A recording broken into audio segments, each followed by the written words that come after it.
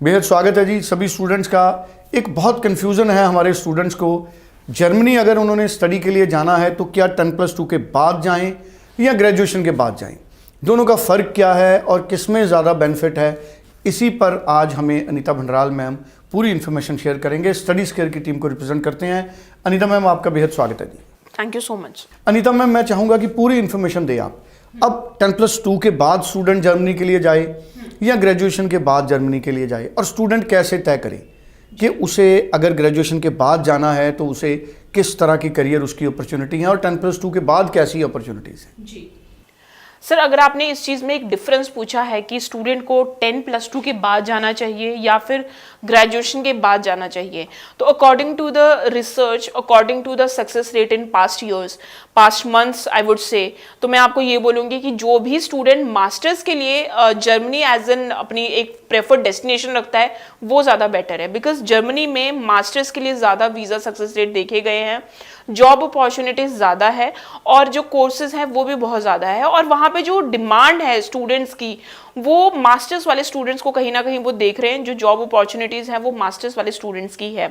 तो अगर मैं बात करूँ, जर्मनी में एक बहुत बड़ा हर्डल था पिछले कुछ महीनों से जो चल रहा था, वो था कि स्टूडेंट्स को अपॉइंटमेंट नहीं मिल रही थी। तो अब उन्होंने वहाँ पे भी अपना पोर्टल चेंज किया है और उस पोर्टल के accordingly now student can like online जो है वो वीज़ा एप्लीकेशन अपनी वो ऑनलाइन फिल कर सकते हैं और अपने डॉक्यूमेंट अपलोड कर सकते हैं। तो ये एक बहुत अच्छी चीज़ हो गई है वो स्टूडेंट्स के लिए जो कि जर्मनी, अदरवाइज जर्मनी का जितना भी प्रोसेस होता था वो मैनुअल होता था, स्टूडेंट्स को बहुत महीनों और दिनों तक वेट करना होता था अपने डिसीजन के लिए, अपनी अपॉइंटमेंट के लिए। तो अब ये चीज़ एक रिलैक्सिंग हो गई है। लेकिन अगर मैं बात करूं why after graduation and why not after 12th, तो इस चीज़ के लिए भी एक एक लॉजिक है।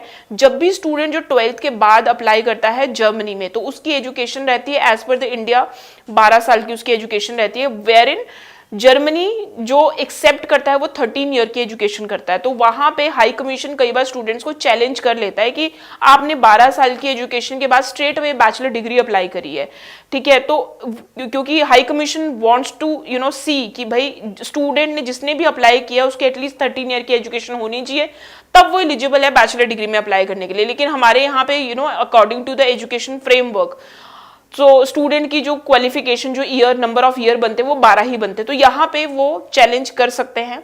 तो जस्ट टू अवॉइड दैट, अगर आप ग्रेजुएशन के बाद जाना चाहते हो तो ग्रेजुएशन के बाद कोई हर्डल नहीं है, बिकॉज 3 साल की बैचलर्स हमारी भी है, 3 साल की बैचलर्स उनकी भी है।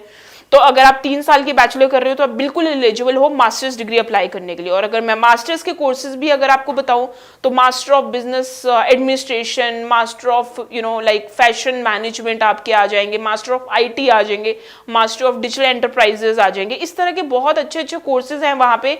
देखिए, सबसे अच्छी चीज़ क्या है जर्मनी में, जब आप मास्टर्स के लिए अप्लाई करते हैं या फिर आप बैचलर्स के लिए भी अप्लाई करते हैं, वहां पे आपका जो कन्वर्जन कोर्सेज है वो बहुत जल्दी आपको मिल जाते हैं। मतलब आपको ऐसा नहीं है कि अगर आप एक स्टूडेंट है वो आर्ट्स बैकग्राउंड से, उसने बीए किया है, लेकिन अगर अब वो चाहता है कि मेरे को मास्टर ऑफ आईटी करना है, तो वहां पे जर्मनी आपको ये नहीं बोलेगा कि आपका जो लास्ट वाली जो क्वालिफिकेशन थी वो आर्ट्स वाली थी तो हम आपको bachelor of IT, master of IT नहीं दे सकते। तो वो ऐसा कोई प्रॉब्लम नहीं, बिकॉज उनका एक फाउंडेशन प्रोग्राम होता है, स्टूडेंट को वो अपने कोर्स के साथ ही पढ़ना होता है, मेजरली उसमें कई बार फीस भी नहीं होती है, ठीक है। तो वहाँ पे स्टूडेंट बड़े आराम से, अगर आपको अपना कोर्स स्ट्रीम भी चेंज करना है तो Germany is the best destination जहाँ पे आप अपना स्ट्रीम चेंज कर सकते हो and student can get the job. Because कई बार क्या होता है इंडिया में, जब हम अपनी स्पेशलाइजेशन और स्ट्रीम चूज करते हैं तो वो बहुत सारी फैमिली के प्रेशर में, फ्रेंड्स ने बोला तो इसलिए हमने आर्ट्स रख लिया, फ्रेंड्स ने बोला हमने बीकॉम कर लिया, बीबीए कर लिया, बट कई बार स्टूडेंट का इंटरेस्ट उसमें नहीं होता। मैंने बहुत सारे स्टूडेंट्स ऐसे देखे हैं जिन्होंने उनका है, मतलब वीडियोग्राफी में उनका इंटरेस्ट है या फिर बिजनेस में उनका इंटरेस्ट है या फिर आईटी में इंटरेस्ट है, बट पढ़ क्या रहे हैं, वो आर्ट्स पढ़ रहे हैं। क्यों? क्योंकि फैमिली ने कहा था या फ्रेंड्स ने एडमिशन ले ली तो मैंने भी साथ साथ में ले ली। अब वो देखते हैं जब अपना करियर बनाना होता है तो उनको प्रॉब्लम तो इंडिया में भी आ जाती है, क्योंकि इंडिया में भी पूछा जाता है कि भाई अगर आपने ये जो कोर्स है वो आपने ग्रेजुएशन अगर आपने इस स्ट्रीम में करी है तो आपको जो कोर्स है वो बिल्कुल रेलेवेंट प्रोफाइल अपनी चूज करनी है। तो यहाँ पे जर्मनी इज द डेस्टिनेशन। अगर आपका स्ट्रीम कुछ और है, कोई भी स्ट्रीम है, लेकिन आप किसी और स्ट्रीम में जाना चाहते हैं तो again you can apply in Germany. Appointments का जो हर्डल था वो कुछ टाइम के लिए अब वो सॉर्ट हो चुका है, बहुत स्ट्रीमलाइन कर रहे हैं वो अपना प्रोसेस। तो थोड़े ही टाइम में आपको जर्मनी से बहुत अच्छी गुड न्यूज़ सुनने को मिलेगी कि स्टूडेंट्स के वापस से वीज़ा आ रहे हैं।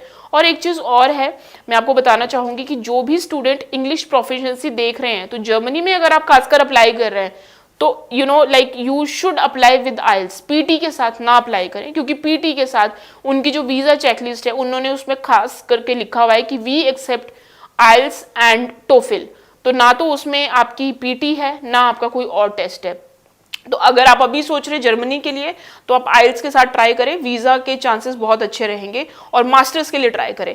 बट अगर आपने बैचलर्स के लिए ट्राई करना है, मतलब आप सोच रहे हो कि बैचलर्स के लिए ट्राई करना है, तो एक बार आप कॉल ज़रूर करें, so that we can give you the university selection वो वाली जहां पे आपके जो वीजा के चांसेस बहुत अच्छे हो। दूसरी चीज, अगर आप पीटी के साथ कर रहे हैं तो कोशिश करें कि आपके जो पीटी के स्कोर हैं वो एटलीस्ट 50 अबव 58 टू 59 होने चाहिए। आप ये दो चीजों का ध्यान रखें। तीसरी चीज सबसे इंपॉर्टेंट, हाफ ईयर की ट्यूशन फीस बिल्कुल भी ना पे करें। आपको कई एजेंट्स और कंसल्टेंट बोलेंगे कि कोई बात नहीं, हाफ ईयर की ट्यूशन फीस के साथ भी वीजा आ जाता है।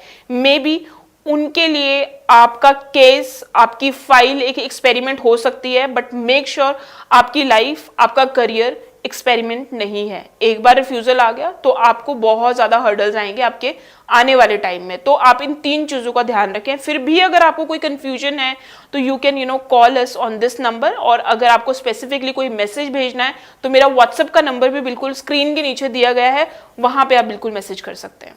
चलिए, थैंक यू सो मच। बड़ी इंपॉर्टेंट इन्फॉर्मेशन हमारे साथ शेयर किया अनीता मैम ने। Thank you so much Anita. Thank you.